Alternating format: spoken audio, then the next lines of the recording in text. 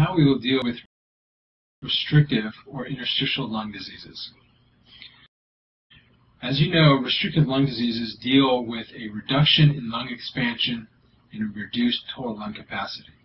This can include bony abnormalities, neuromuscular diseases, as well as intrinsic interstitial lung diseases.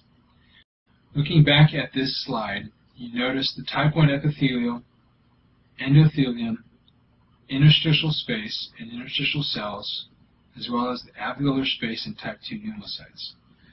When you have an interstitial lung disease, it is a very heterogeneous group of diseases that is characterized by diffuse and chronic involvement of both the pulmonary connective tissue as well as the interstitium. The pathophysiology of interstitial lung diseases include a reduction in the diffusion capacity, a reduced lung volume, reduced pulmonary compliance, as well as a possible problem or complication resulting to pulmonary hypertension and cor pulmonale. There are multiple restrictive lung diseases. We will review pneumoconiosis, hypersensitivity pneumonia, sarcoid, some drugs including bleomycin, scleroderma, good pastures, as well as idiopathic pulmonary fibrosis. Pneumoconiosis. Pneumoconiosis actually has over 100 specific disease entities. The definition is a pulmonary reaction to inhalation of either mineral dusts or organic dusts causing a chronic fibrosis. The best example would be coal dust anthracosis, silicosis, asbestosis, or berylliosis. PMF, or progressive massive fibrosis, is defined when you have a fibrosis reaction of the lung that is complicated by any pneumoconiosis. The most common is with workers' pneumoconiosis, or coal workers' pneumoconiosis. This is often a fatal complication. Anthracosis, or the inhalation of carbon dust, is normally benign, and you have macrophages that are carbon-laden. With anthracosis, the patient normally coughs up a black sputum. Coal miners' pneumoconiosis is also an inhalation of carbon dust, but it also has silica. There is a simple pneumoconiosis as well as PMF. Simple is when you have coal macules around the bronchioles. With PMF, you have fibrotic nodules filled with a black anthracotic fluid. It can be associated with bronchiectasis as well as pulmonary hypertension and death. Silicosis. Silicosis is a lung disease caused by inhalation of crystalline silicon dioxide particles. In terms of the epidemiology of this disease, it is most prevalent in patients with occupational exposures to silicon dust, such as miners, glass manufacturers, or stonecutters. The tiny, discrete, pale to blackened nodules normally occur in the upper zones of the lungs. These are called silicotic nodules. They usually progress from a slowly progressive nodular pattern and can be fibrosing pneumoconiosis. The issue with silicosis is you have increased susceptibility to tuberculosis. This slide demonstrates the scarring that is noted in a gross pathology of a patient with silicosis. The scarring has contracted the right upper lobe and is small and dark, and you can look at the area underneath the arrow. Notice also that there is dense pleural thickening with this disease. Another pneumoconiosis is asbestosis. The pathology for asbestosis includes inhalation of asbestos fibers. The asbestos fibers are normally taken up by the macrophages, resulting in fibroblastic response, resulting in a diffuse pulmonary interstitial fibrosis. This also shows a hyalinized fibrocalcific plaques, normally in the parietal pleura. The clinical course of asbestosis can be diffuse pulmonary fibrosis, chronic pleural effusions. You can have parenchymal interstitial fibrosis, as well as increased incidence of bronchiogenic carcinoma and mesotheliomas. There are two types of asbestosis needed to remember: serpentine and amphibole. Serpentine is the most common type and is curved and flexible. Amphibole are straight and brittle and is more pathogenic and most likely associated with mesotheliomas. Asbestos exposure is most commonly seen in patients dealing with shipyards, inhalation, construction, and the automotive industry with brake line. This example demonstrates a asbestos body. You can notice the golden brown and fusiform or beaded rod structure, and it is coated by the proteinaceous material. Remember, it is stained with a Prussian blue stain. Berylliosis. Berylliosis as a pneumocanosis is basically just due to beryllium exposure.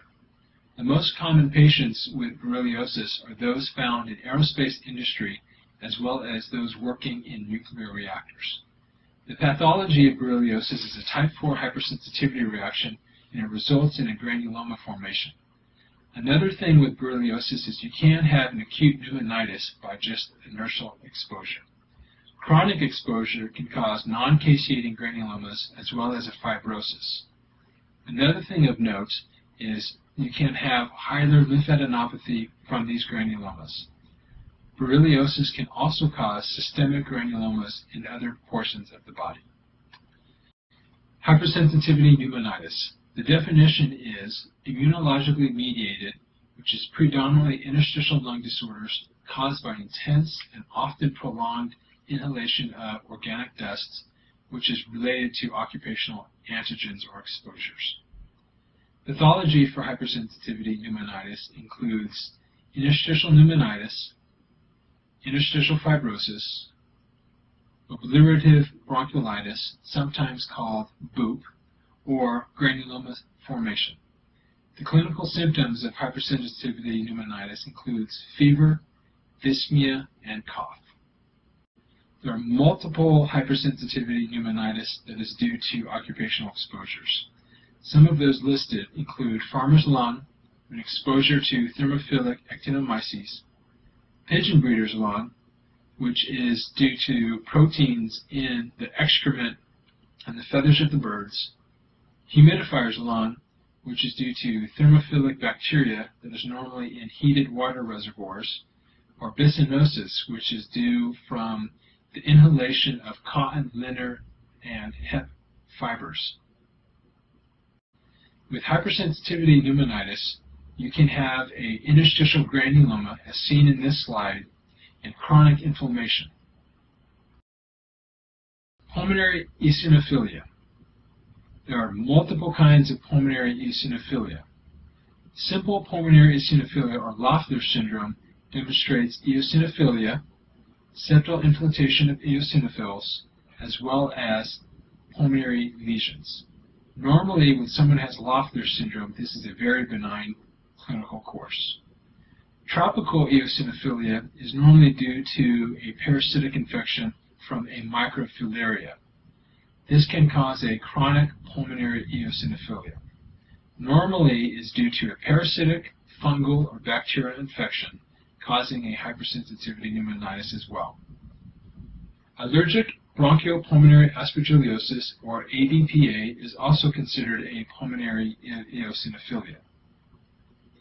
Chronic eosinophilic pneumonitis, different than the others, can cause a focal areas of consolidation with eosinophils, which is located in the septa and the alveoli.